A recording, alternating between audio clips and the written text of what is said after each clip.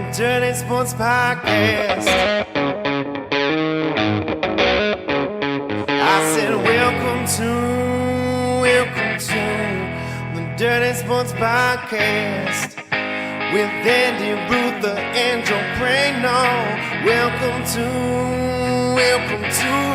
the Dirty Sports Podcast. Welcome to the Dirty Sports Podcast. I'm your host, Andy Ruther, coming to you live from Cincinnati, Ohio, with my co-host from Port Hueneme, California, Joey No Chill Prano. Hello, Andy. Good morning. Morning. The sun's shining through there. Yeah. I literally stuck up my Athens Comedy Festival poster on the top of my window to block off this top part. Otherwise, it'd be apparently 8:30 a.m. in the month of May is the time where the light comes firing through this window. It's gonna be May. I got it out. Finally got one out. My buddy texted me yesterday. He said, I think he said bigger losers, guys who post about WrestleMania or guys who post about May the 4th. And I just replied, yes. You know what? I'm for all those. You know what? I decided I'm going to go to a wrestling event at some point. And May the 4th, I didn't post about it, and I really don't, but I'm a Star Wars guy, so a little conflicted on this. I'm a Star Wars guy, too. Not like a crazy Star Wars guy, but seen all the things and done all the things. It's just. Yeah. It just feels weird that nerds tried to get in on the Cinco de Mayo run here. It's like, couldn't Mexicans just have early May? Mexicans in Kentucky Derby. Now it's gonna be May the 4th. There's a lot going on those first few days of May. There's a lot happening. Yeah. Well, it's because of social media. That's where the May the 4th is really. I didn't know about it. It probably was it even a thing before social media? No. I didn't think so. But like that's where it turned into a thing. But here we are, Joe. Cinco de Mayo following May the 4th. It couldn't be more different. That's right. More like Cinco de Drunko, hey? Am I right? Can I get a Grogu margarita?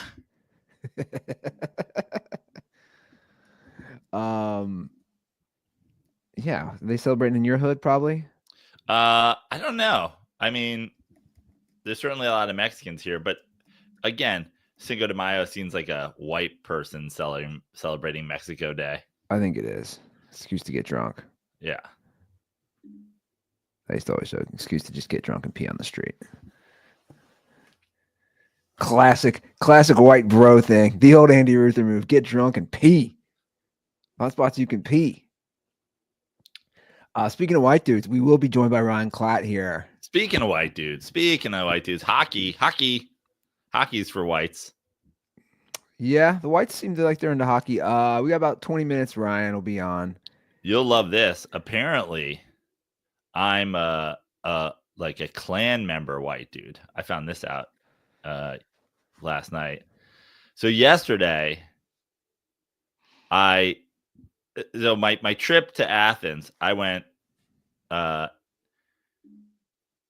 LA to Atlanta, where I was for a connection, up to Westchester, back to Atlanta, to Athens to Atlanta Airport, Hartsfield, Jackson, or whatever it is, home to LAX. Yesterday, Atlanta Airport was, I mean, it was the clownest clown show I've ever participated. Like, I was just like, this airport fucking sucks. Oh, that airport is Jackson, Hartsfield, in Atlanta is a wild airport. It's wild, but I guess maybe the majority of times I've been to Atlanta. Trying to think if I've ever used. That might be the first time I ever used Atlanta as an origin airport, because I've been through Atlanta via car. I've been to Atlanta a couple times. So I'm trying to think if I ever flew out of Atlanta. I've connected in Atlanta 1,000 times because it's Delta's main thing. The process of going through Atlanta as a passenger was a fucking nightmare. The thing's old, the thing's dirty. There's none of the outlets work. The restaurant selection is like Popeyes or bust. There's like, it's not an updated airport. It's trash. I was like, Atlanta. I wrote Atlanta Airport. I put on threads like, people who think Delta is an elite airline forget that like they love Atlanta as a hub. And then I wrote, I'd rather eat soup off of the Vegas airport floor than travel through Atlanta. Dude, I didn't know there was a thing about people being prideful about their hometown airports, but Atlanta Blacks are upset with me, Andy. Atlanta Blacks love them some Atlanta Airport, which is insane because I was like, I've never felt any sort of pride about any airport from like where I'm from. Newark Airport, New York has however many airports. Newark Airport is the legit worst airport on planet Earth. JFK is not much better, although JFK has different terminals, and I fly JetBlue, and they've revamped the JetBlue terminal, so that's nice. LaGuardia, they completely redid. LaGuardia is way better than it used to be. LaGuardia used to be a bottom 5 airport. Now it's great. LAX is, I would say, a bottom 10 airport in the world. LAX fucking sucks. Yeah, it sucks. But I'm like, those are the airports I travel out of in my hometown of New York and my like, you know, moved to town of LA. Burbank is easy. Long Beach is great.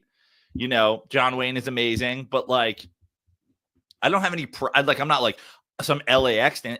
LAX sucks, dude. Newark sucks. Guess what? Atlanta Airport fucking sucks. Dude, black people in there being like, you colonizing KKK fuck, stay out of our airport. Like, no joke. And I was like, why are y'all standing? Wow, why are you arguing with you about airports? I didn't even argue with anybody. I just wrote my shit. And then I literally opened threads like 6 hours later, and there were a bunch of people in there going fucking bananas. And I was like, dude, you know me. You know me in social media. I love me some rile the people up tweets. This was not that. I was literally just genuinely expressing my distaste for the Atlanta airport. I had no idea. I am now worried about the city of Atlanta as a whole. If you guys don't have anything else to be prideful about except for your shitbag airport, you guys have bigger problems. I knew this. I just looked it up briefly while you're talking. It's not even close. It's the busiest airport in the country, like by a landslide. LAX is number 2. 10 million less people going through there a year. Like I knew it was always the busiest airport. Because East Coast is so much more dense than the West Coast. It's perfectly situated for you get the South and south to the Caribbean, south to Mexico, south to wherever, south to the southwestern part of the United States. Coming across somebody replied like, you're 2 hours on a plane from basically 80% of east of the Mississippi to Atlanta Airport. And I'm like, that's great. Also, y'all should clean it. Like I was like, why is everything covered in a layer of slime? Somebody wrote, it's piss. And I was like, that tracks. It's dirty. What kind of airport goes? The thing about LAX that sucks is, you know, the loop, right? That loop. You got to get in there, and then if you got to go to Terminal 5 or whatever, you're sitting in the loop. But the thing is, once you're in your Terminal 5, you're in it. All of Atlanta, you go through one terminal, essentially, and then you hop the plane train that they love so much. It may as well be called the Soul Plane Train, the way these fucking black people in my mentions are crazy for it. You got to get the plane train to like wherever the fuck. The international terminal's 12 miles away. Like, what are we doing here, guys? Like, just have a different terminal for different airlines. And they're like, we do. We have one terminal for all of Delta, and then we have a second one for all the other airlines. I'm on your threads right now. I've never seen anything like this, Andy. I'm scrolling through. It truly is amazing this standing for an airport. Like I'm worried about people in Atlanta. no, I'm just worried about just standing for but here's my thing, like if you asked me my favorite, no lie, if you asked me right now, hey Ruther, what are your top 3 airports that you've ever been to? Yeah. I'd honestly you barely have an answer. like I'm saying I don't know what I would answer. Yeah. Like I would, and that includes international airports. I wouldn't be like, oh, you know, I love Charles de Gaulle in Paris. It's like I have no memory of these airports. Yeah. Now you do remember, like I agree, like my buddy and I have always joked about LAX. My buddy's he didn't ever live there, but he always flies through there. He always jokes about the smells because the international, like the bathrooms. He's like, you're bringing in Asia, you're bringing in, Yeah. you got Mexican food, you got for Mexican people, you got Asians. He's like the dumps in the bathrooms would always like. There's things I'll joke about airports. Atlanta just smells like one cumulative Bojangles dump. But to be like the joke here always is that Cincinnati, the airport's in Kentucky. Right? By the way, Cincinnati Airport sucks. Yeah, it sucks. It sucks. It's pretty fucking bad. Here's the thing. I also understand that like the bigger the airport, the tougher to me. Yeah, is the best airport I've ever flown out of Santa Barbara. When I flew Santa Barbara to Bozeman, was it the best experience of my life? Yeah, those are small airports. I get it. Would I rather fly out of Long Beach than have to drop somebody off at LAX? Of course, obviously, it's tough to be a big airport, but like, bro, give me SeaTac. Give me fucking Anchorage, Alaska. Give me first of all, give me JFK at this point. I only fly JetBlue and Delta. Give me JFK. Like, you putting all your airlines in one fucking thing and then just being like, oh, after that, I don't know, figure it out. There's a train. And then everybody's like, you can't read. And I was like, bro, I had no problem navigating the airport. It wasn't about navigating the airport. It was about that the whole thing is filthy, horribly run, where not a single outlet that works, a restaurant I wouldn't dare eat in, no place to sit with your laptop. Here's the thing about Atlanta Airport that I realized yesterday. I go, it's a bus terminal. It's the world's biggest bus terminal. It's a bus terminal that serves planes. Atlanta people, raise your standards. I don't give a dude. You think I give a fuck that I live in LA? LAX sucks, dude. LAX sucks. LAX has always sucks. No one likes LAX. Well, again, if you asked me, I could name, but even like, I would say most airports, I'm just like, oh, these suck. But like, there's reasons why I don't like certain airports. Like I flew through Dallas Fort Worth so many times. I don't like it because it's so spread out. You always get on Dallas Fort Worth sucks. You always gotta get on a train to like take your connecting flight, and you're like, dude, give me Denver.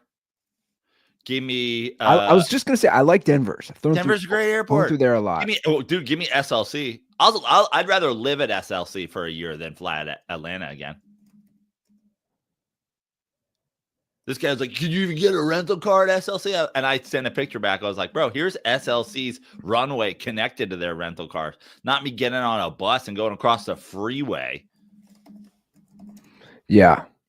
Dude, my thing is I couldn't believe it. I don't even care that you could be like, what, but the people being like, it's all, and listen to the thing, it's all black people that are obviously from Atlanta that are super angry, like, yo, there's got to be other shit in Atlanta worth like ride or dying for, right? You're like, no, you ain't fucking with our airport. I'm like, airports just generally suck. That's why I said that. I was like, I don't know why you would defend an airport. Because I'm starting to think that Atlanta doesn't have shit else. I'm starting to think, like, when you're like, yo, what's dope about Atlanta? They're like, world's busiest airport, dog. Haha, fucking yeah. Well, okay. If you asked me, oh, okay. If you asked me about Atlanta, that's actually okay. So if you said like, what about it for Atlanta? I'd be like, I would instantly, I don't know if I would think like Southern rap, like hip hop. Food is pretty good. Like, you got like, I mean, it's a big city. You're a major, I mean, is Atlanta the foremost southern metropolis? Like Atlanta, if you were talking about the South, is there a bigger city in the South than Atlanta? Is Florida just its own thing? Yeah, Florida's its own thing. Okay. No, not population wise. Right? Atlanta is the South's New York. Coca-Cola Atlanta is the South's LA. There's a lot of big companies based there. Like, you don't have to do this, guys. Yeah. What's crazy is it's amazing, man. You never know. I've sent so many tweets and videos and TikToks and whatever that I was like, this is going to piss some people off, and 200 people watch it and they're like, bro, no one gives a shit. And then you just fire out, man, I'm in Atlanta this morning. This place fucking sucks. And the entirety of the civilization of Atlanta is like, don't come here, you Klan member. We'll fight you next time. I was like, No, what? I got the comment. Trust me, not a soul in ATL worried about non-culture having colonizer coming through for a layover for their Klan meeting.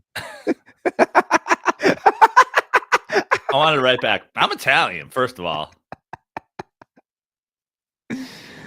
Oh, the guy who's considered himself a director and writer. It's such a weird. Well, here's I have a new stance on all this stuff. I have a new take I've come to on like people getting mad. I think it just shows how good we have it. That's kind of my new stance I've been saying.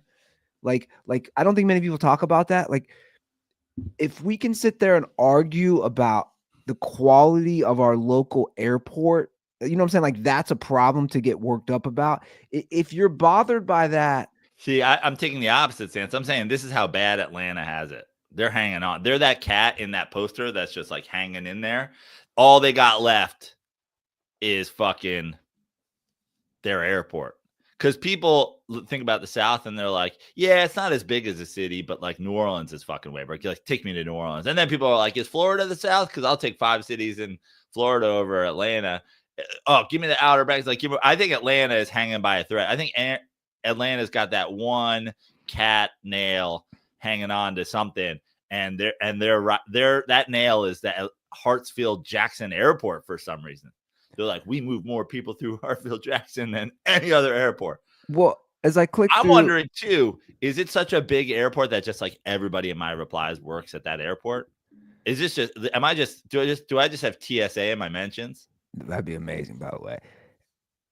As I click through, as I just scroll through the comments here, it's so funny to me because, again, everybody's like bringing up other airports and they're bringing up, it's just, it's weird to me to like have such strong opinions on all these different airports.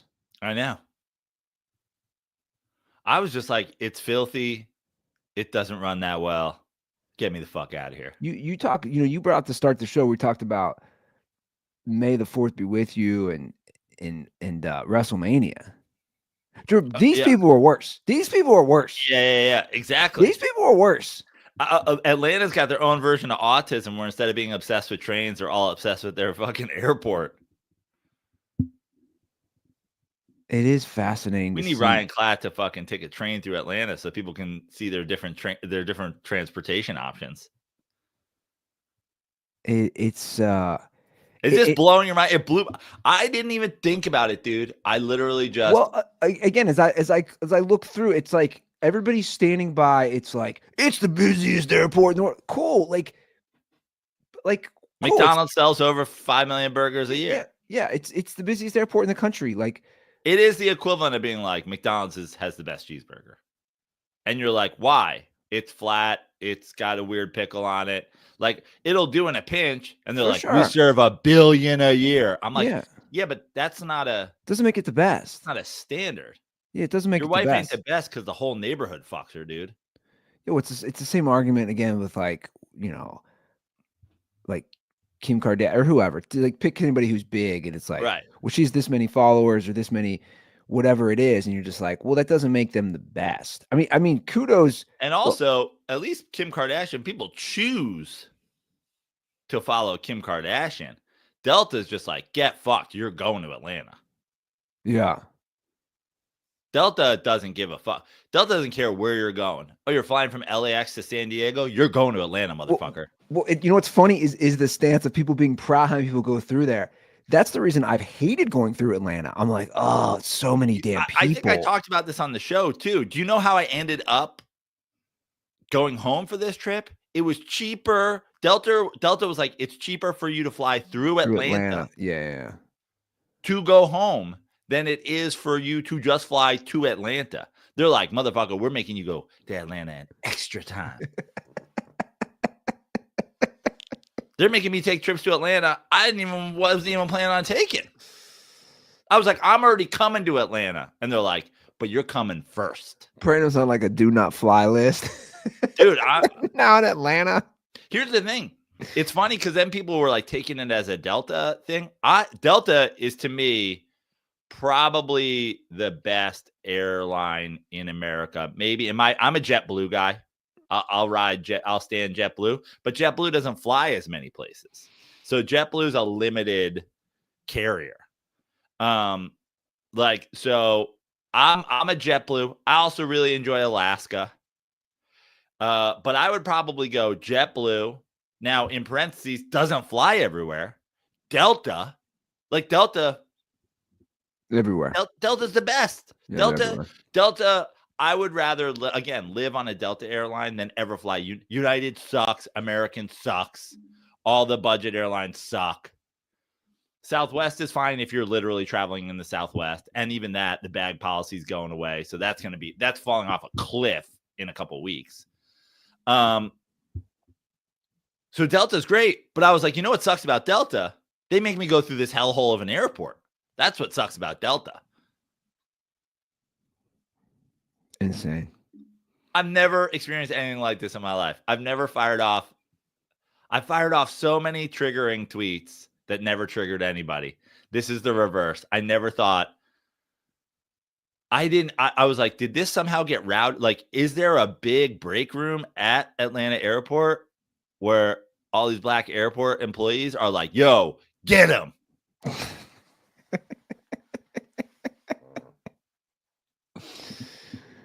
I was like, somebody goes, I was like, the food's trash. The restaurant sucks. There's no fucking video board. There's no like departure boards. And this one guy's like, that's what fucking your airline app and your Delta lounge is for. I was like, motherfucker, if you have found a way to work around things that airports are supposed to give you, this is an argument for me, not for you. He's like, don't worry, I have found a way around needing everything you get from an airport.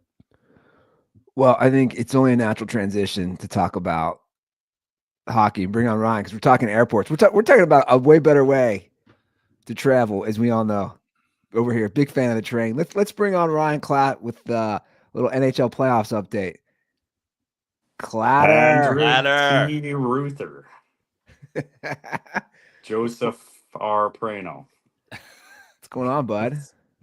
Not much. Just here in Wainwright, Alberta, waiting for my call to take a train home, and here I am. What's going on in Wainwright, Alberta? And where are you? In a hotel room? Yeah, I'm in a hotel room. That looks like some hotel colored walls right there. Oh yeah, it's, like people sleep best when it looks like oatmeal. That's this hotel to a T. It's we've got a comforter from like the fucking 90s. Yeah, it's subpar, but it's just a place to sleep. You know, Ryan, you've taken on like the playoff look as well. He's got a playoff beard. You got the playoff beard. You got the good long hair. This is a great shit. Are the Maple Leafs alive?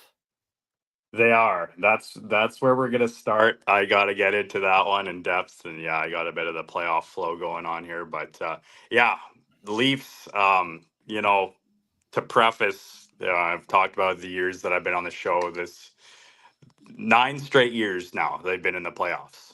And of those 8 past appearances, 1 time they made it past the first round. So they have. You're like the Atlanta Braves of hockey. Exactly. Let's go. I'm tripling down on this fucking shit. Let's ride. So this year they get kind of an easier matchup with Ottawa, and things start great. They go up 3-0 in the series, and it's like finally we can have a bit of a stress-free round. And game 4, it goes to overtime. The Leafs get a 4-minute power play. As let's wrap this up. Let's step on their throats. Tons of chances. Don't convert. Ottawa scores, wins it. Ah, fuck. Okay, let's wrap this up in 5. At home, they get dominated 4-0, and I'm thinking, here we fucking go again. This team, they've broken my heart in so many different ways, but the one thing they haven't done yet is blow a 3-0 series lead. But let's just stay calm. 2-0 lead in game 6 for the Leafs. So we're like, okay, we're doing good. Senators tie it in the third period, and at that point, series is over. It's fucking over for the Leafs. Like, this team, just bunch of mental midgets. They cannot get it done. I am melting down. Mental little people, Ryan. Oh, mental little people. Sorry. Let's not get me canceled. I'm throwing my hat around. My wife's like, Jesus Christ, you need to calm down. I'm like, no, they're losing this game, and they're losing game 7 for sure. I was melting down. But Max Pacioretty, the veteran offseason signing, he scores with about 5 minutes left to give the Leafs the late lead, and they added an empty netter. So this is in game on. 6. You don't even go to game 7. This is game 6, yeah. Okay. So I was melting down in game 6. I was like, they're losing this one for sure, and they're going to lose. If it goes to 7, they're losing game 7. This team they're like 0-6 in game 7. So it's like they're not going to win a game 7. So, but they got it done. So now we're on to the Florida Panthers, and kind of a wagon, but they're a wagon. And now I give my Leafs a 0.1% chance to win against Florida. It's just simply not going to happen. But out of the first round, at least. What is because we'll talk about this when we get to basketball later in the show, because my Knicks are in a similar position now with the seeding and everything. We've drawn the Celtics, and I'll talk about how the Knicks get it done, which isn't likely. But is there a route? Is there a strategy? Is there what would have to happen besides Florida's plane crashing because it has to lay over at Hartsfield-Jackson? What would be the reason that you guys could win? They got to play perfect. They got to get the saves. Toronto's goalie, Anthony Stolarz, he was actually the backup for Florida last year. He's been great all year. He was great in the first round. So obviously that's going to be huge. And Florida really likes to play a rough game, get under people's skin. Matthew Tkachuk, he is one of the best agitators in the league, who also has a ton of game. So if the Leafs got to just stay out of the box, don't get too involved in the chippy shit. It's going to be chippy. It's going to be rough. But if they keep their emotions in check. Does Tkachuk have a nickname? Chucky? That's a good one. That's a good one for a guy who's annoying. I was going to say, if you're getting under somebody's skin and you play Florida, he should just be Florida man. But yeah, that works too. Or the Florida, they throw the rats onto the ice. That's one of their things. So the rat, and Brad Marchand, like the captain of Boston, he got traded over there. He's the rat man. Like, he looks like a rat. He plays like a rat. Great player, but so the Rat King is in Florida with all the rest of the rats. So just a team that's like kind of built to get under your skin, and they're also insanely good. So the Leafs have their work cut out for them. It's not going to be easy. They're going to have to play a perfect series to win. So who is the other teams left in the East? In the East, we got Washington, Carolina will play each other. I'm not going to watch a second of that series. There's always one series. I never get into these Metropolitan Division series. They're just kind of. Did you find that with basketball or baseball? There's the one series you just don't watch. Oh yeah, I mean, listen, the AL Central means nothing to me. And like Yankee fans last year were all like, "Oh, we made the World Series," and you guys. I'm like, you literally did it only playing teams from the AL Central. Like, if you're coming out of the AL Central, I don't give a fuck. Right. We talk about the AL Central on slides, like with guns to our head. Right. Yeah. So yeah, that one. I mean, Carolina's made the conference final the last few years, and they're a good team. But I like Washington in that one. And then who's the other one? Oh, I guess that's it. No, Yeah. yeah, that's it. We're down to 4 in the East. Um, moving over to the West, I got to talk about the Edmonton Oilers and Connor McDavid, of course. So Now they played. Correct me if I'm wrong. The Avalanche in the first round. no, they played Dallas. the LA Kings. The Kings. Well, The- fuck me. Yeah, I only close. had fucking 7 shots at it. Yeah. So this was the 4th straight year that the LA Kings and the Edmonton Oilers played each other in the first round. And Edmonton won the last 3 previous series. And this year, I thought like LA was looking good. You predicted the Kings. I remember did that. predict the Kings, yeah. And like Edmonton, they got worse in the offseason. They were kind of skidding a bit going into the playoffs, and LA looked fantastic. So I thought this was LA's year. They get up to a 2-0 series lead. And I'm thinking, well, yeah, Edmonton's done. They're not going on a run again this year like they did last year. But big turning point in game 3. LA is up 3-2 in the third period of game 3. Edmonton scores a goal to tie it up. It kind of looked like, for a second, it looked like it could have been kicked in. But if you watch the replay, he clearly touches it with his stick before it goes in. LA challenges it. Are you not allowed to kick it in? If it's a distinct kicking motion, that is not allowed. You can deflect it off your skate. If it just goes off your skate, that's fine. But a distinct kicking motion is not allowed. And now let me ask you another thing. Can you kick it in from outside the crease? Or you just No. no Just kicking? No kicking whatsoever. Yeah. So, and if you guys Right, that's what I are, tell my 2-year-old, by the way. No kicking. Stop the with the kicking. kicking. Stop kicking. I feel ya. Whose old comedy special was that, Ruther? You might not. Stop with the kicking. I don't know who that was. I don't know. But anyways, if you guys aren't familiar, you can challenge a goal, but if you get the challenge wrong, that is a penalty. It's a delay of game penalty. So Ooh. it's a bit of a risk. Ooh. This is the best. We should have this in all. Should Whoa, immediately be in all the sports. Yeah, hold on. Oh, yeah. This is a great little wrinkle they have there. Yeah. I think And I think in the NFL, if you challenge and you get it wrong, you should have to have the 15-yard flag in your penalty? mouth the rest of the game. You should Okay. have like the ball gag. And yeah, and unlike the NFL, the NHL refs are willing to admit they're wrong, and like it goes to the war room is in Toronto, and they review it, and they give the final call. So, anyways, God, I'm you just can- imagining the NHL penalty war room. How many Tim Hortons cups are in there that these guys fucking huddled over TV screens of like, was that a kick or not a kick? I don't know, bud. Fuck, it kind of looks like it's in. Fuck, buddy. I don't know. But anyway, so back to the goal. So you could tell that he touches it with his stick before it goes in, but LA challenges it anyway. Goal stands, and now Edmonton gets a power play. They scored 10 seconds into the power play to take the lead. They win that game.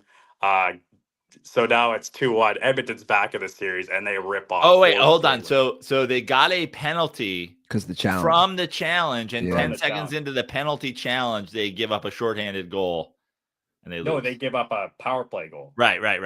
Yeah. A power play goal. Yeah. Yeah, so Edmonton scores 10 seconds into their power play, take the lead, and what happens then? They rip off 4 straight wins, and they're moving on. So just an unbelievably dumb challenge by LA's coach, and ultimately, like it swung the whole series. They could have just hung on, like it's like, yeah, we'll just leave this. We can win it in overtime. And I should mention too, game 4. LA had a 3-1 lead in that game, and they blew that one too. So it was just like it was a crazy series too. Just Now like every game was on crack. what was Connor McDavid's performance like in this series? Great as per usual. Leon Draisaitl, absolutely outstanding. Those two can carry a team like no 2 other players in the league can really. So it was a nuts series. It was like speedballs. Everyone was on speedballs the way they were flying around. But yeah, talk to me about this. I was seeing so much about it on social media. Of course, I didn't watch it, but this what was it? How many overtimes last night? The Jets and the Oh Blues. yeah, we gotta get. So it was double overtime. I missed that game because I was bringing a train in to Wainwright, but to get into that Fair. one a bit, Joe, I think a couple times ago when I was at the Winnipeg airport, you asked me who's a guy who can carry a team with his goaltending, and I mentioned how Jets goalie Connor Hellebuck, he's the best goalie in the league. He's going to win his third Vezina, but he has had playoff yips in the past. Like it's been a known thing, and he's got the yips. It's bad. He got pulled 3 times in this series. The Jets got out to a 2-0 series lead, but then St. Louis came storming back. He was letting in 5 goals a game. So, anyways, Game 7 was last night. Jets were down 3-1. Game is winding down, and they scored their second goal with just under 2 minutes. Blues Jets sounds like a gang fight in West Side Story. Like them coming to the arena. That's touche on that.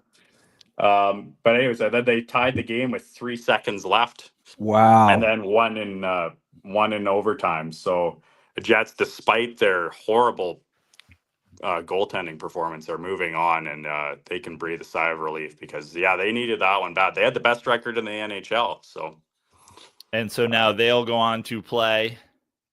They will go on to play the Dallas Stars, who just finished up a wild series of their own that went 7 games against Colorado. And I had picked what my Colorado. favorite part about this is, Andy?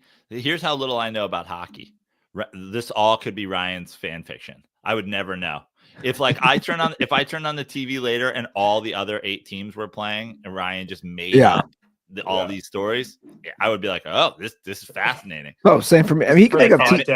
We turn on the TV later, Edmonton, there's dirt balls listening. What is he talking about? Edmonton got swept. He can make up team names. Yeah. Well, that's basically it could be the elves. The elves, man. They fucking 4th year in a row since moving to Portland that they have lost in the first round. I'd be like, there's a fucking Portland Elves. This is crazy. That's basically what Jake Bruder was doing when he was the correspondent. He's like, Malcolm Subban became the first black goaltender to play in the NHL, and I'm listening in my car, ripping the leather off my stereo. It's like, you fucking idiot! Graf Fuhrer, Kevin Weeks, Freddie Brathwaite, Ray Emery, you fucking idiot. Oh, Anyways, hilarious. So fun fact: Bruder now works for Doge. All right. So what's the other series? So we have Dallas. We have Dallas and Winnipeg, and then the next series in the West is Edmonton and Vegas. Vegas beat Minnesota in 6 games. I didn't watch much of that one. Rip Alexis. Yeah, they played well. I underestimated Minnesota a bit. They gave the Kings a good series, and I do need to shout out a legend in our game that is retiring. Who played his last game? He was the backup goalie for Minnesota, Marc-Andre Fleury. He that was his final game, so he's going out and just 2003 NHL draft, first overall pick. It's the greatest draft in NHL history. He was the first overall pick to Penguins, won a few cups with the Penguins, goes to Vegas in the expansion draft, takes them to a cup final, wins a Vezina with Vegas. Just an unbelievable career and an unbelievable guy. He was just universally beloved by everyone, and kind of sad to see him go. He's been around for a long time.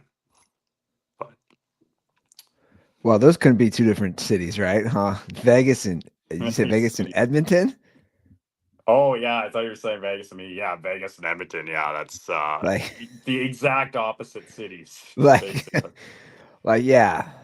something going on there. So, who did you predict? Can we go back to Klatt's predictions? Like, where are we at here on your predictions and the accuracy? I think I was 4 for 8. Okay, so 50%, so, not bad. It's not great, but what do you expect from me, right? So. I can quickly rip through who I think will win in the second round. Go for it. Leafs, Panthers. Panthers in 6. I don't think my Leafs have it.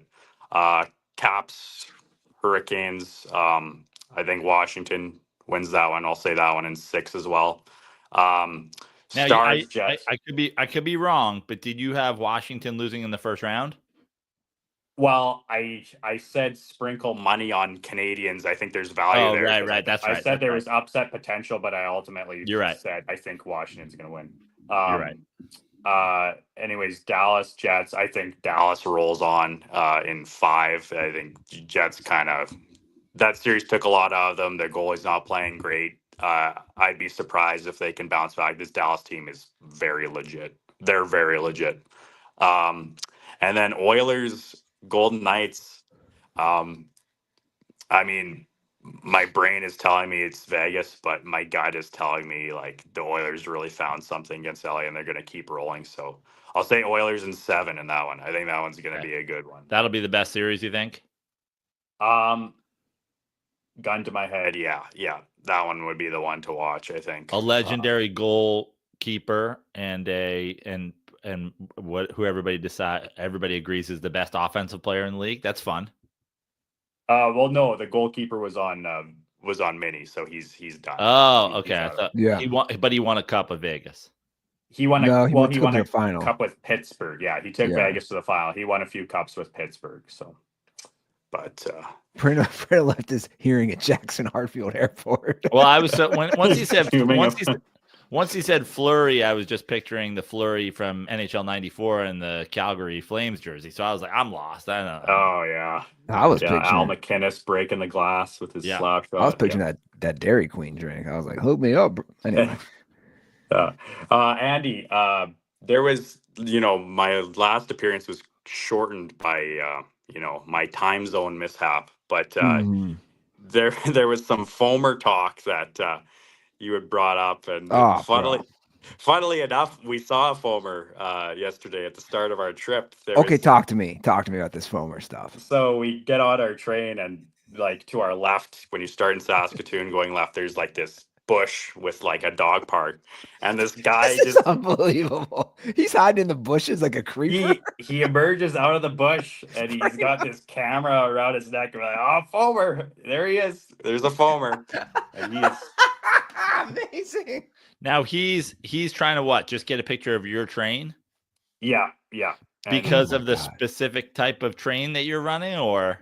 Oh my God. Well, we actually did have a bit of a different engine. It's like a refurbished, like all of our engines are like red and black, and then this one is like it would have been bought from a different company, so it was gray and like blue. So I don't know if he thought that one was special or whatever, but yeah, you could see he was just salivating at the mouth and got his camera up. And now is Foamer just Canadian for autistic? Is that how we're using this? Is this well, not all autists are Foamers, but all Foamers are autists. Got it. Yeah. Right. So like my question is, and I know this goes back to like one of Prano's old like furry jokes. Like, does somebody realize they're a Foamer as a kid when they're playing with their train set and they start getting a boner? like when do they realize like, oh, I'm really into these trains? That's probably how it starts, isn't it? It's like I have the weirdest boner right now. It's so fascinating. Like I get like people have their kinks. Like I get it. Like, but like I gotta bring back that bit. I never really worked that bit out. It's a funny bit. I've always enjoyed it. Like it's a funny bit, and again, that's why this is it applies exactly. It's like they're just really in. Like let me ask you this, Ryan. Is there, like what would be the equivalent? I mean, I can't think of one. Like you're really into cars. You go to car shows. Like I don't think that's weird. Oh, you like cars? You go to a car show. But like this, like, and I had the video. Did I get rid of it? I'm looking for. I had the video, and it was which got me started on this. Which again was like a thread, which is like a whole like thread on Twitter. Was all these dudes with like professional cameras watching a train go by in some town in Indiana. And it was the same thing. They're all just like, it's like paparazzi almost. Right. I think like the equivalent, I guess, these furries, like I think you made that connection already. Yeah. It's like just this weird, like, yeah, well, liking cars isn't weird, but for some reason, if you really like trains, like you're a weirdo. And then like the foamers that we work with a couple foamers. And they, yeah, it's like, yeah, you're a fucking weirdo. What do you mean? Man. What do you mean you work with them? Yeah, yeah. What's that mean? Well, Oh, like there's- just guys who are foamers, but then like followed that path so far they got into the train industry. they got into it, yeah, and Yeah. it's like, you can sniff them out from a mile away. It's like, yeah, this guy's a foamer. Like, See, that's what he's- that thread he's said. chewy. Guys in your line of work, that's what they said. It goes, we can sniff them out. So, like, Yeah. like what is the tell that somebody's a foamer? If their profile picture on Facebook or social media is a locomotive engine, that's dead giveaway right there. Like, You know what's so funny? I was reading my daughter, The Little Engine That Could, last night. Now I'm thinking, like, if she started touching herself, I know that's so inappropriate for a 2-year-old, but like, it's like, okay, she's a foamer. Like again, what's the tip? Like, yeah, No just- chance, Andy. No chance. This clip's not getting sent to all the schools in the area. yeah, that's, I no comment for me. Fucking, my company's gonna fucking search my name and I'll get fired. but like that's interesting, right? So like a train as their profile pic. yeah, Big fan of Thomas the Train. I bet too. Like wasn't that a kid's cartoon? Well, I mean, we can all enjoy Thomas the Train. Yeah. You know, Sure. we all watched it. I Sure. don't think that makes you a foamer. It's kind of just je ne sais quoi, Andy. It's just like when you know someone's a foamer, you just know. But You just know. the Facebook profile picture, that's a big one. That's Do they that's a call big tip-off. themselves foamers? Yeah, is that inappropriate? No, they wouldn't admit to it. I don't They're think. train enthusiasts. Yeah, trains is, yeah. The guy that we followed last night, the engineer on the train ahead of us last night, he's a foamer. He is. So would that be like would that be offensive if somebody's like, dude, you're a foamer? Like would somebody take that? yeah, I think if you Okay. called that guy a foamer to his face, I think he would deny it. But he knows deep down that he is. It's like my neighbor who's clearly 100%. It should honestly be. It should be like my theory with cops is if you want to be a cop, you should automatically not be allowed to be a cop. Like like if you're real jived up about it, that should how it be with like if you're a foamer, you should not be allowed to work in the train industry. Yeah, it should be. They should go through a better screening process in the hiring. But they hire like a lot of different people from different walks of life, so it's just the way it goes. Well, Clyde, Ryan, it's always a pleasure for the updates, filling us in, and now I fully, you know what? Now every time I'm gonna have to stop for a train, like in the car, if I see anybody out, I'm gonna lose my mind laughing, and I'm gonna roll down. I'm gonna be like, "Foamer! There's a foamer!" Do it, yeah. We call them out. Everyone has their passions, but For sure. for some reason, it's just weird. There's no getting around it. It's just weird. I was saying the other day, RFK's he wants to have a whole he wants to keep a list of people with autism in America. I was like, I hope this doesn't turn into like concentration camps thing, because there's no group of people that would be easier to lure onto trains than autism. They're just like, we need you all on this train. They're like, is that the retro engine? Oh my god, I'm on this train. I'll leave you with this, Ryan, and you can think about it. This is just my personal opinion. I think foamers are 1,000 times more weird than furries. Oh wow! That's heavy. That's a bold. That's what I'm saying. Like this is a discussion you can have with your boys. Prano Listen, and I. foamers are like they got a camera. They're probably in their town. They're going to the railroad. I mean, Andy. But at least there's sexual gratification. Think about this. There's a furry fucking convention in Atlantic City. You're going to in your house, you're opening up your suitcase in Minnesota and you're putting your dinosaur costume, you're folding it up and you're putting it in there. And then you're checking that bag through. You got to go through Atlanta's airport on a layover. with a fucking dinosaur costume in your Just as bag so you Barney, could put yeah. it on in Atlantic City and fuck somebody as a velociraptor? So And so you're here's like, this is so here- crazier than a guy. no. Here's my response to that. They openly own it though. That's why it's weird. Like the furries are usually pretty transparent about it. The foamers, Ryan just said they're not going to openly admit. Dude, people be like, I'm a furry, and there is an end game. There is an end game. There's a sexual gratification end game. Foamers are in denial because to me this is a weird sexual thing too. They're in denial about it. That's why again I think foamers are more weird. Yeah, I guess that's fair. Yeah, I'm foamers. just going to assume they all want a train run on them. I assume that's the end of the sexual. Well, Clyder, I know you got to run, but always a pleasure having you on, man.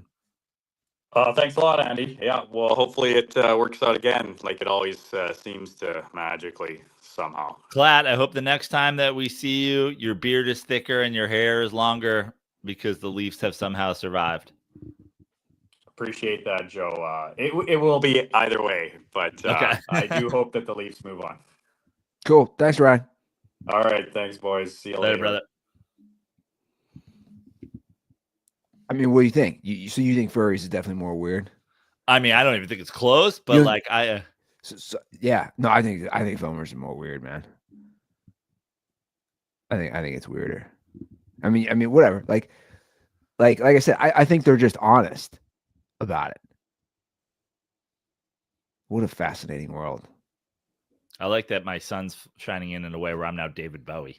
I was gonna comment on that. This is ground control to Andy Ruther.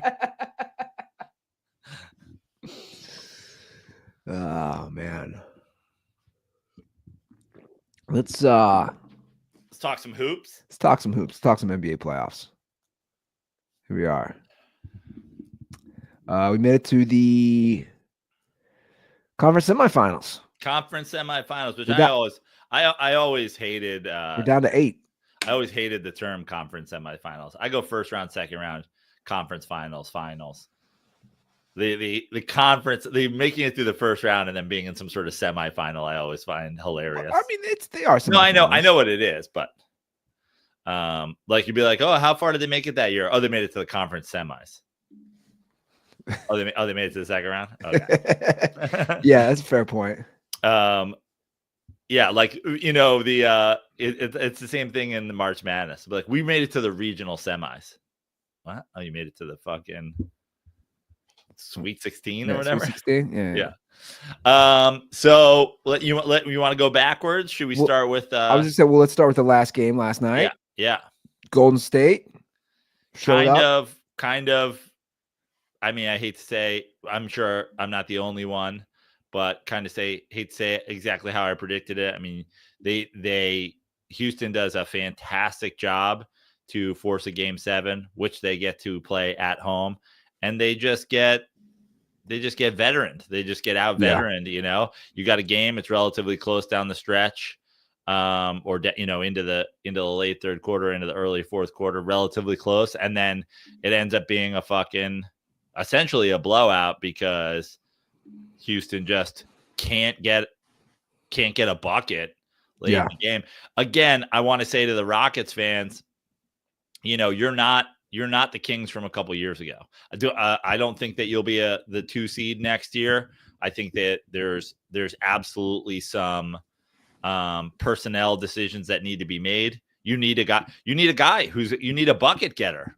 And nothing is more proof of it than this game. You didn't have a guy who you can go, this guy is a bucket getter. Let's just give him the basketball and let him cook when no one else can do that, which obviously we'll talk about when we get to the Knicks. But you're missing that guy. And I'm not saying you don't have to go and get a star in the league because you're a good, young, deep team that's building something. They're historically in basketball have been guys who are bucket getters that are not necessarily like team leaders and not necessarily like the best player on the squad. The best player on the squad doesn't have to be a guy but you guys need a guy who can just go get his own shot and get you buckets and be a fourth quarter scorer. And you will be back. You're probably a 5 seed next year.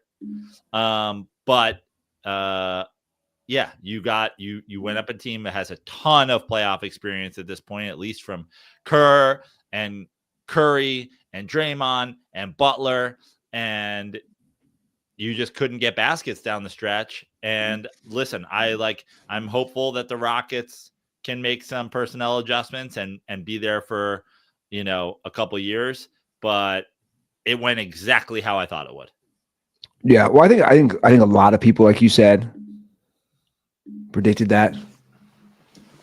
And I was actually surprised that they didn't lose a game six in San Francisco. Good props to you guys for getting there, but I was just like, I don't think. Well, it's like it's like anything. Veterans, guys who've been there, leadership. The Kings, the Warriors. It's just like those guys have. How many playoff games has Steph been in? Yeah. So they move on, and then they get the T-Wolves now, which will be a fun series. Yeah. Another fun series. I don't think the Warriors have enough depth, and I don't think the Warriors have enough scoring. I mean, the Warriors, even last night, that game's totally different if Buddy Hield doesn't have the first half that he had. And Buddy Hield, I think I read a statistic yesterday that said Buddy Hield had 8 20-point games this year. And he had 20 points in the first half. You're not going to get that night in and night out from Buddy Hield.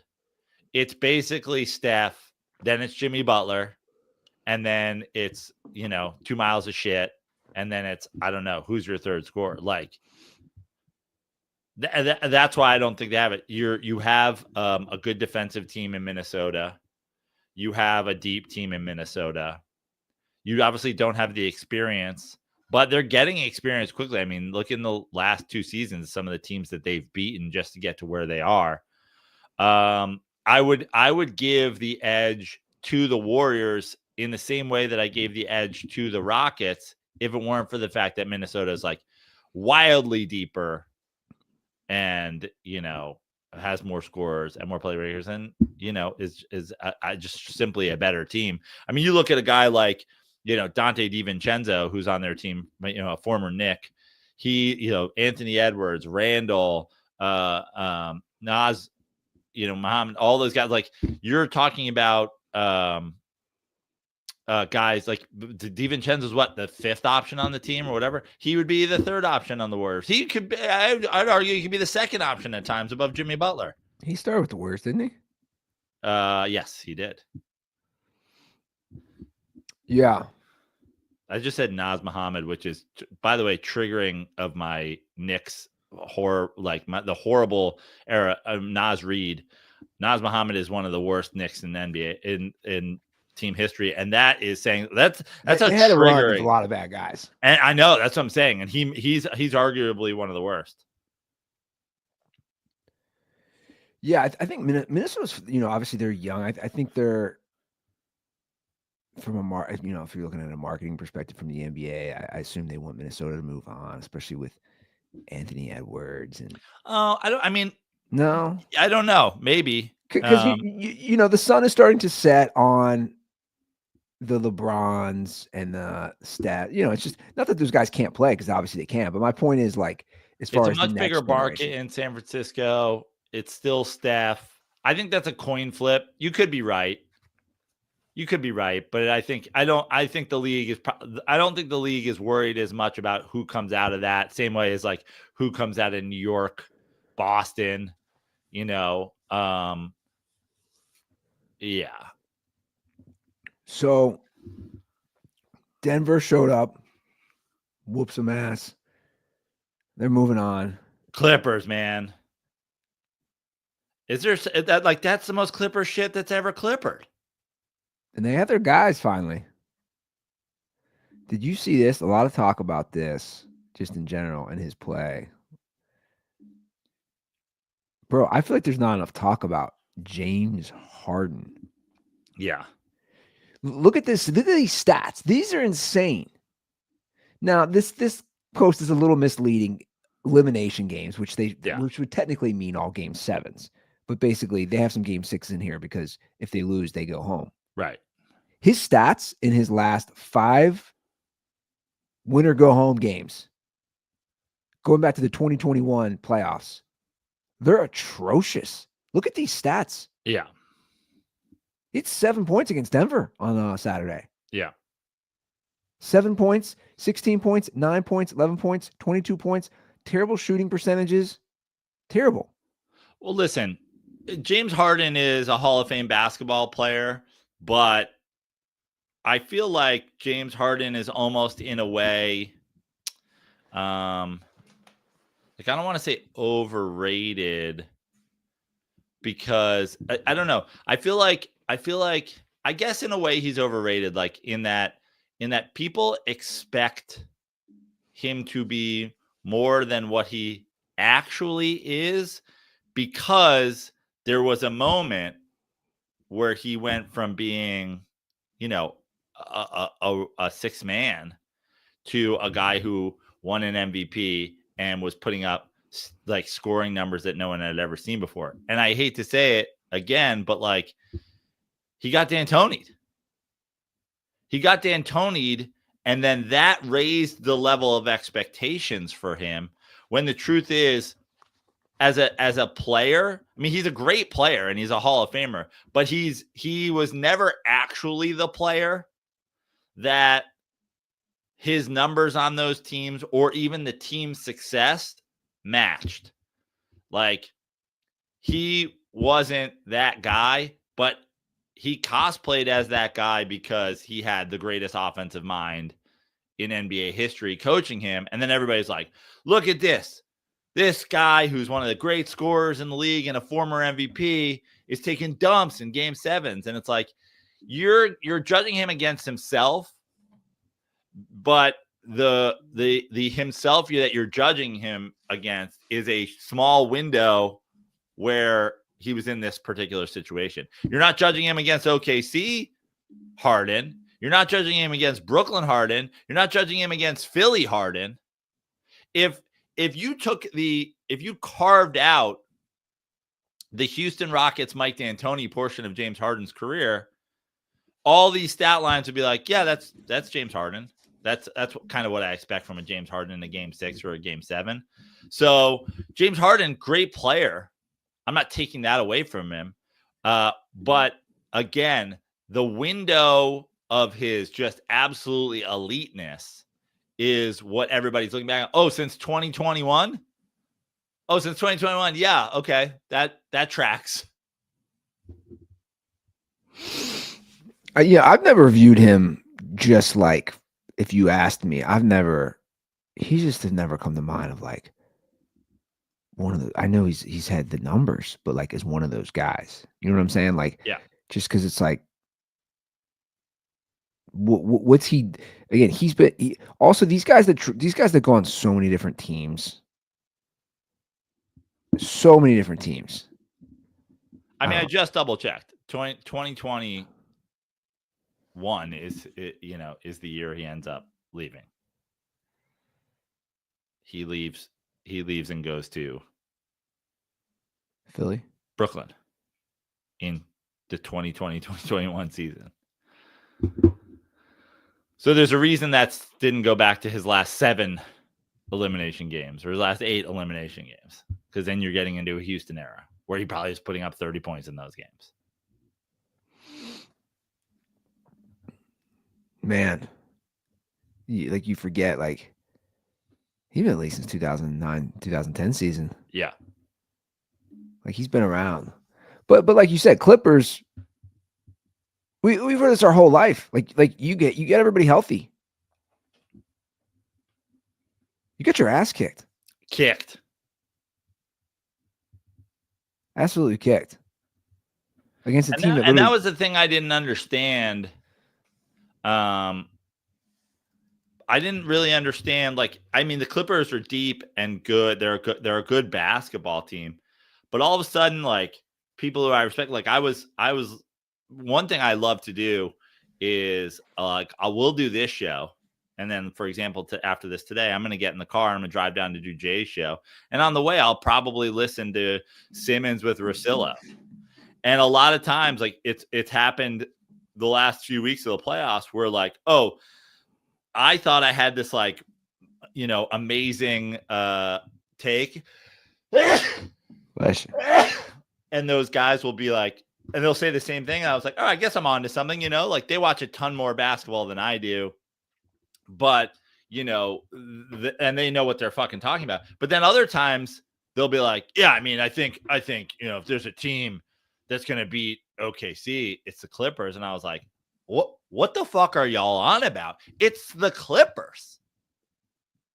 Yeah. It's the Clippers. Like I went back and forth 10 times on this series because again, Denver, my original thing was, I think the Clippers are a better team, but the Clippers are the Clippers. So I'm going to go Denver in 7. Sure. But then I was like, oh, I forget that Denver fired their coach 4 games before the season ended. So that maybe the Nuggets can out Clippers the Clippers this year. But I was just like, wrong. This team, the winner of this series is losing to Oklahoma City. I'm not even fucking having a conversation about it. And people are like, oh man, this Clippers team. And I was like, this is where y'all lost me. This Clippers team? Yeah. No, I agree. Again, my thing on that, on these teams. I think this is a OKC in 5. This has potential to be an OKC in 6, I guess, but this is not an OKC in 7. Gotcha. And it's not a Denver and whatever. And listen, I've been wrong about a bunch of things this postseason already as well, but like Oklahoma City is a significantly better team than Denver. And I think honestly, the conversation that was about it is like Denver matches up better with OKC than the Clippers do. If it had been Clippers OKC, I would have been like, this is a OKC in 5. It might be an OKC in 4. But we'll at least get the great thing about looking forward to that series is we have inarguably, in my opinion, the best basketball player in the NBA versus the best team in the NBA with the guy who's probably going to win MVP. Yeah.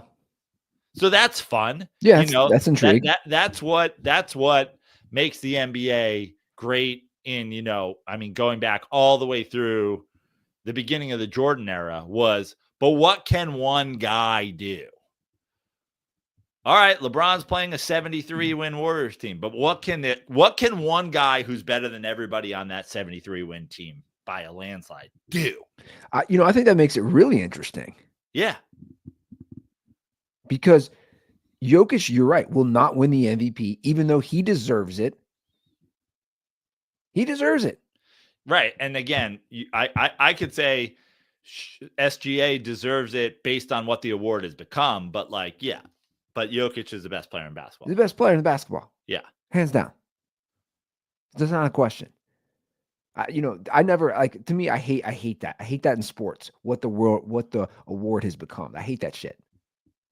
He's the best player. So you also do have, we talked about it earlier with the Warriors Rockets. You have experience matters. You're a team who's won a title. They've been there. Now, granted, they're in turmoil because they fired their coach, like you said, 4 games before the season ended.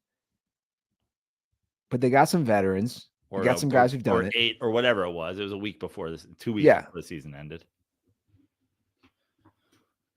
I find myself, I like rooting. The Jokic story is fascinating to me. So I always find myself rooting for him, just enjoying. Just he's a fun guy to watch. He's not the obviously the highlight reel. He's not the Anthony Edwards, but it's just fluid and it's almost like I mean for certain basketball fans, it's more exciting than that. It's just it's like watching a fucking. It's like a Beethoven. I don't know if that's a good analogy versus I don't know what Anthony Edwards would be. but like it's just classic. And that I think that'll be a fun series. Yeah, I think it will too. And I have no rooting interest in the series whatsoever. I'll be rooting for a game 7. I'll be rooting, like, to me, the way that series plays out the best is if we get 6 overtime games and a game 7 that goes to triple overtime. Like, just give me that basketball. Now I'll say this: I think both of us have been there. I've been to both OKC and Denver's airport, and Denver is the clear winner here. Yeah, I don't even remember OKC's airport. So I it don't doesn't either. stand out to me, don't but either. like, I don't either. yeah. Been there. Don't remember. Okay, let's move to the East. Obviously, you think the Knicks are going to go down to the Celtics. I do. I think that there's a couple ways that the Knicks could make it a series. That entails and it's how the Knicks, were undone last year. But like, I guess if Drew Holiday's hampered, that could help the Knicks. Do we have a Porzingis? Is this the series Porzingis falls out of? Because that's what Porzingis does. But the chance that the Knicks have of winning this series is Jalen Brunson taking what he's already done in his Knicks playoff career, in the last couple seasons as a Knick in the playoffs, and in this season as the leader and the leading scorer for the Knicks, and taking it to another level. Like, the chance that the Knicks have of making this a series is Jalen Brunson goes for 40 every single night, which I just think that the Celtics are too good and too deep to let one guy do that. And even then, you're going to need Karl Anthony Towns probably to be behind him on the heels with 25 every night. This team was a little bit built to try to stop the Celtics.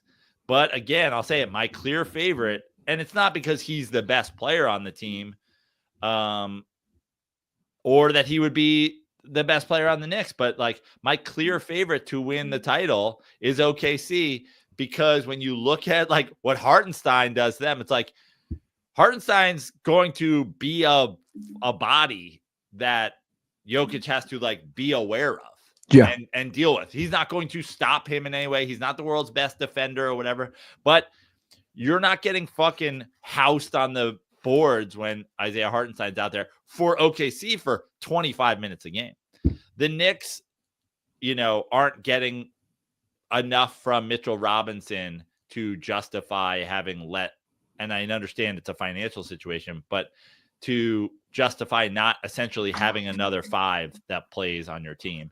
I just think that Boston's too deep.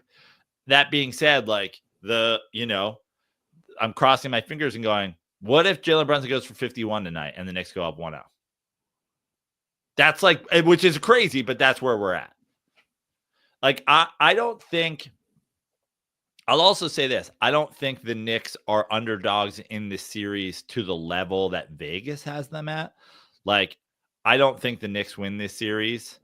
But I think I think the Celtics are like 7-1 favorites. Like, if you like gambling, gamble on the Knicks. But I just think that 9.5 point dogs tonight for this game. Yeah. Here's what's interesting. By the way, both games, by the way, 9.5. Nugs and Thunder as well. Yeah. By the way, bet the Knicks and the Nugs tonight. Same way I bet the Pacers yesterday. I bet the Pacers yesterday. The Pacers Cavs series is shaping up to be a beautiful zigzag theory. I bet the Pacers and the points last night, and I bet the Pacers to win the game. I'm going to turn around and I'm going to bet Cleveland for the next 2. I'm going to bet Pacers in 4. I'm going to bet Cleveland in 5. I'm going to bet Pacers to win or Pacers to cover, and Cleveland money line in game 6. Like, I think it's Cleveland in 6. I think it goes Pacers, Cleveland, Pacers, Cleveland. Yeah.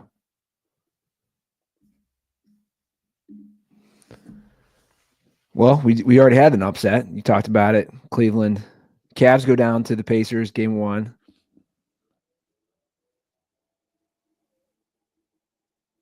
I mean, look, from everything I've seen, and obviously you follow it way closer to me. It's like everybody's kind of penciled in even before all this stuff. Is like the Celtics heading back to the finals. I feel like a lot of people, whether it's right or wrong, don't have much faith in this Cavs team. What's your opinion on that? Yes. Listen, again, health matters, right? Boston has a couple of key pieces that you know are like Drew Holiday's got a hamstring, and for a guy, especially you're playing this Knicks team, he's a guy who's gonna fucking lock down, Brunson. Like he would be tasked with him. He would be on a Halliburton. He would be on a whatever. Like, so health matters, but like I think that the bottom line is, I think the Pacers are a well-coached, deep, good basketball team. And I think that they give Cleveland trouble, but they don't upset Cleveland. But even if they do, we saw the Pacers Celtics last year. And I just think the Celtics have the deepest team, the most experience, the best player, likely in most series. Obviously, this series, you could argue Jalen Brunson would be the best player, but like not all around, right? Like Jason Tatum does a ton of things. Like who's going to get, Jalen Brunson's going to get the most headlines and probably score the most points and whatever, but he also has to do that on this Knicks team.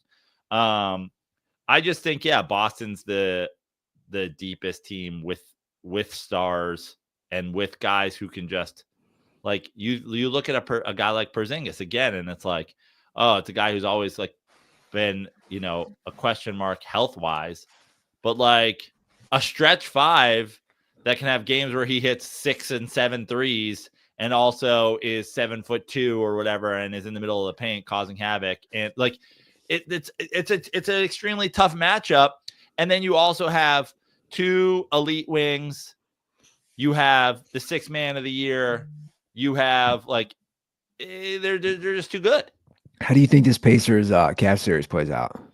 I think it's Cavs in 6. I think it's Pacers, Cavs, Pacers, Cavs. Gotcha.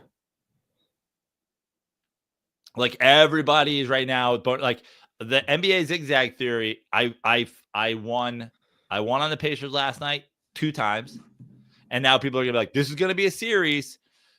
Cleveland comes out the next game at home, they win a game by 12. Then you go back, then you're like, oh, now it's not a fucking, this is close to get you. Now you're going back to Indiana. You could be down 2-1. Pacers in game 3, or sorry, Cavs in game 3. You reverse the zigzag, and then Pacers, and then people go, oh, they're down. This is rollover time, and it's no Pacers in game 4. I like Pacers, Cavs, Pacers, Cavs. Yeah. Okay. But listen, that's another one.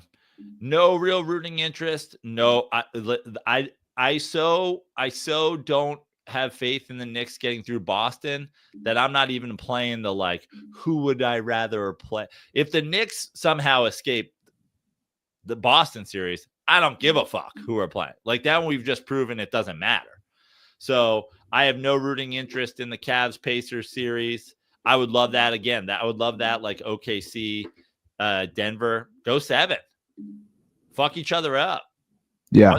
Get a bunch of people hurt just in case, I don't know, Porzingis and Drew Holiday go down and the Knicks somehow manage it. Like whatever. Play all the games, play extra overtimes, whatever. Zero rooting interest, but I think that's going to be a good series. But I think the Cavs come out of it. Gotcha. Okay. You want to hop on a call or two? Sure, let's do it. Okay. All right, guys, give us a shout. Skype is RIP officially as of now, but I think the hotline still exists through Teams. 310-359-8365. Let's see if we can get to a couple calls here. Okay. All right.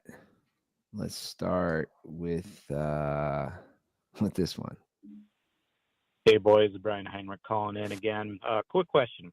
I was listening to Bill Simmons last week, and he said I did have tickets for Nuggets Clippers, but I'm giving those up so I can watch the draft. Huh? Is that the single worst take of all time? I mean, there are so many to choose from, and I do, and I like Bill Simmons, but that's worse than anything Stephen A. has ever said. Well, I mean, I guess it's not so much a take as it is a decision. So is it the worst decision to ever make? Like, if Simmons said he's giving up his tickets so he can do meth and suck nerds out of a stripper's butthole, I'd respect that decision a hell of a lot more. I don't know. Condoms are for NFL nerds. Check your phone, Bill. The pick will be there. Hey, boys. All right. Brian Heinrich calling All right. in again. I'm sorry, I quick missed question. the I was first listening- 8 seconds of that call. So he's saying Bill Simmons did not choose watching the NFL draft. We're going to the Clippers Nuggets playoff game. Tickets he had for. He chose to watch the NFL draft. Over going live to see Clippers Nugs. That's insane. It's insane, right? Yeah. It's wild, right? Yeah. Also, what you only have one team. Yeah. I don't get it. You have one team and a quarterback already. Yeah, I don't know. I mean, look, we've made it clear. We've made our stance clear. I think it's odd. You attend an NFL draft. You're an NFL foamer. Sorry. Well, Bill Simmons didn't go to the NFL draft. Yeah, true. So that's different. But even again, I don't know. Like, even watching it is like, like again, I had it on for background, not literally even like for like a few minutes. Well, listen, I have said this, and I stand by this. And if you're a psycho NFL fan, and you want to break down the fucking picks, and you're a guy who blogs about the NFL or whatever. And listen, kids, when I was a kid, I liked watching the NFL draft. Like, I watched college football, but if you're an adult and you're watching the NFL draft, you're not switching back and forth. If you're watching it, to me, that is telling of your lack of caring about sports, because it happens during the NBA playoffs and during baseball season. So you're not really you're a football fan, but you're not a sports fan. You're not a sports fan if there's not anything, and hockey for that matter. So you have regular season baseball, playoff basketball, playoff hockey, and you're choosing to watch guys get hired for a job. Yeah. To me, that's and I've said this before, and I'll say it again. To me, the worst sports fans are the football only sports fans. That's the worst football fan. That's the worst sports fan. Like the ones guy who who don't, only the guy like who only cares about football. they don't follow anything. They're probably Yeah. like, that's Ruther. Yeah, I mean, you at least loosely fucking follow other shit. No, I watch. I don't watch the Yeah. NBA anymore. No one plays defense. Baseball, cool. Give me that's what I need. 8 hours of my day. There's no runs scored. Soccer's for pussies. Like, if you're an only NFL, only college football fan, you're the worst kind of sports fan. To me, it reeks of guys who never actually played sports. And so now they're just like trying to be a part of a thing. Yeah, I'm a fantasy football guy.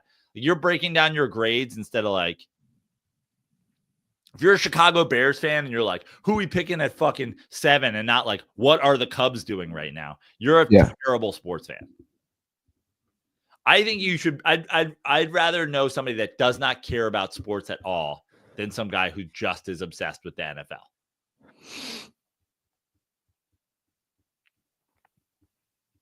Yeah, I mean, again, that is wow to me. You could go see a live NFL.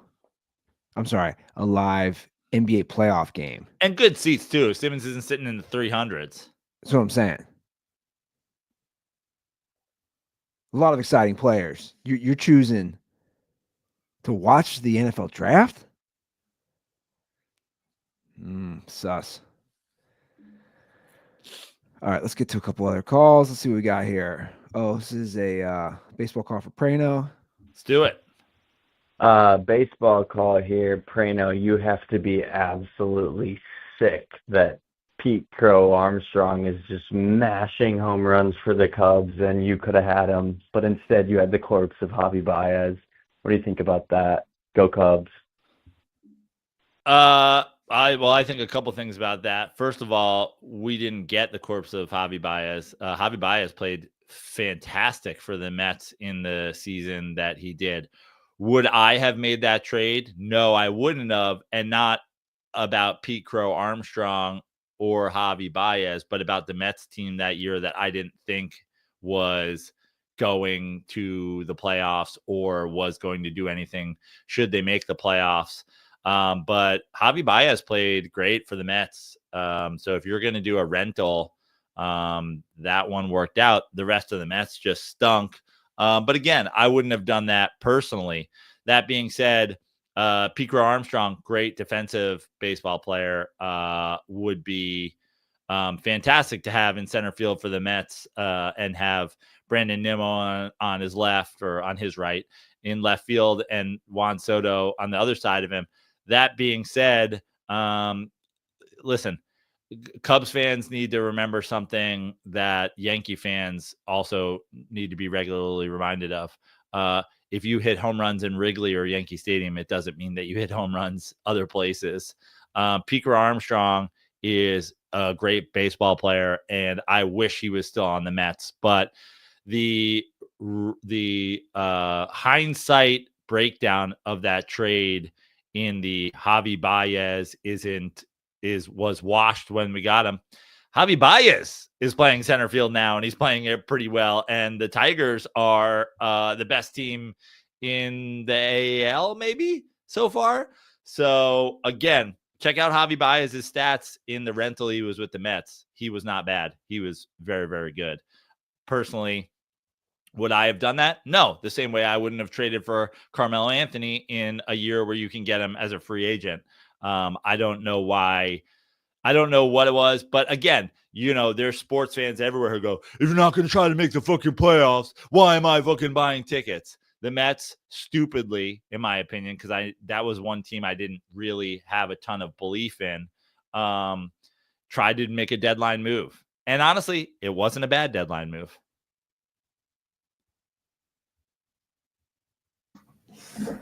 Okay. Well, I need to have a response to that. We also have another call for you. Okay. From Atlanta's mayor. It is the director of Jackson Hartsfield Airport. He's put you on a terror list. I'm sorry to inform you. What's going on, Andy and Joe? This is Hunter from Michigan. Joe, this is a call for you, considering your take on band T-shirts at concerts in Ruther. I'd love to get your opinion on this as well. Last Dirty Slides, Joe, I believe you said that it's a cringe take to, wear band shirts of like the concert or the tour, the current tour that you're going to see at the concert, or even wearing shirts of other bands at the concert. I'm going to be honest, I feel like that's a pretty boomer take. I just went to a Linkin Park concert last night, and maybe this is a little bit different because it's more of like the metal scene, more of like the alternative music scene. But there was a bunch of people there wearing some niche band shirts in some smaller like metal artists. Like I saw a guy with like a Whitechapel shirt. I saw a guy with a Trivium shirt, a Bullet for My Valentine shirt. And then I also saw a bunch of people wearing shirts, Linkin Park shirts of the current album, which they're doing the album tour for. I myself was wearing a Hybrid Theory shirt, so like a pretty retro shirt for the band. But I don't know. I just feel like that's a pretty boomer take. My thought is wear what you want. I think it maybe is a little bit different in the metal scene because it's all alternative. So as long as you're wearing like an alternative shirt. Oh, I got so many calls. I'm just stop this here. So first of all, Linkin Park is still banned. Can we talk about this? right. fucking- Hold on. I thought the dude committed suicide. Chester Bennington, the lead singer. Linkin Natasha Park is still a Bedingfield? band. Did Natasha Bedingfield take over? What I said, just to be clear. So there is a boomer. There's a famously boomer take from PCU about don't be that guy. Okay. Now I actually adjusted that take and said, if you're a long band, if you're AC/DC, like we were talking about, because Laz went to see AC/DC in concert, you can go in the t-shirt. You can go into an AC/DC concert in an AC/DC shirt. You can say, look, I'm wearing the t-shirt from the tour I went to in 1983. I'll go this, I'm wearing some other niche metal band theory. This is the music version of Cock Cam. Oh, now you're trying to flex that you are like super into this kind of music. You just wear a fucking t-shirt. You're like, no, but you don't know. I like Linkin Park, and I know that they're pretty popular, but I also like Whitechapel. I'm really into the metal scene. You don't understand. My metal enjoyment is better than your metal enjoyment. That is, this is, you want to wear a 15-year-old Linkin Park t-shirt because Linkin Park has been around, because the only time Linkin Park was relevant was in the early 2000s. If you want to wear a nearly 20-year-old Linkin Park t-shirt to the Linkin Park concert, go for it. Getting the t-shirt from the tour that you're on, or getting the t-shirt of another band to just be like, look at me, I've already been to this concert on this tour. It's in Atlanta today, but I went in Greensboro yesterday because I love Linkin Park so much. Or let me show my niche fucking musical thing. Oh, I wore this t-shirt because it's similar to the band that I'm going to see, and I want to show you that I really, really do care about this music. This is fucking trash. This is nerd. This is the Cuck Cam equivalent for music. Again, I'm just still Linkin. Well, first of all, I know you're seeing me at Linkin Park, which a lot of people think is not a thing anymore. But just so you know, I'm deeply rooted in this. I am in a Whitechapel shirt. But wait, Linkin Park's not metal. But I don't. I'm not like. I mean, I guess. Right, I no. guess, Am I off base here? Like, I guess it's metal in that it's trash, and trash cans are often made out of metal. And if you bang the top of if you went full Oscar the Grouch and banged the top of a trash can against itself, that it would technically be the sound of metal on metal. I'm not even saying that. Like, I haven't listened to Linkin Park. Like, I would listen to some Linkin Park in high school and college. Like, I haven't listened since then, to be fully honest. I have the exact same opinion of Linkin Park as their original lead singer, which is I'd rather kill myself than go to another Linkin Park concert. But I never considered them metal. Metal is like hardcore. I don't know. Right? I don't know. There's a lot of things I'm learning. I didn't know they had a chick singing.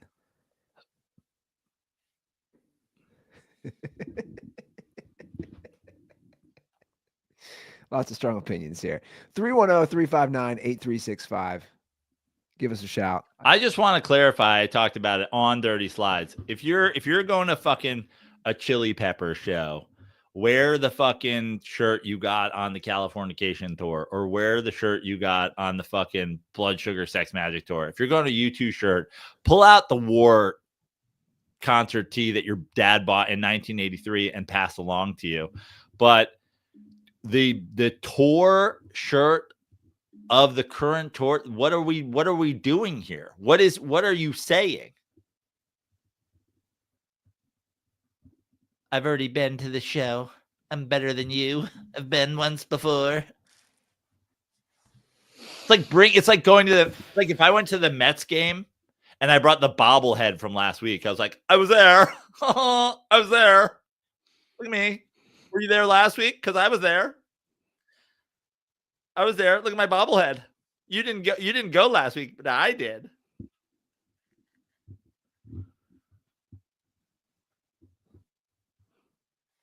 Yeah, I don't have a strong opinion on some of this stuff. I'll be honest. The tour shirt of the current tour is an interesting one. Like, so you went to a previous show, or you bought the shirt and put that shirt on at the show? Like, those are your only options. Now, listen, if you bought the shirt and you put it on at the show because you were like, I don't want to carry it or whatever, but then, like, what were you wearing before?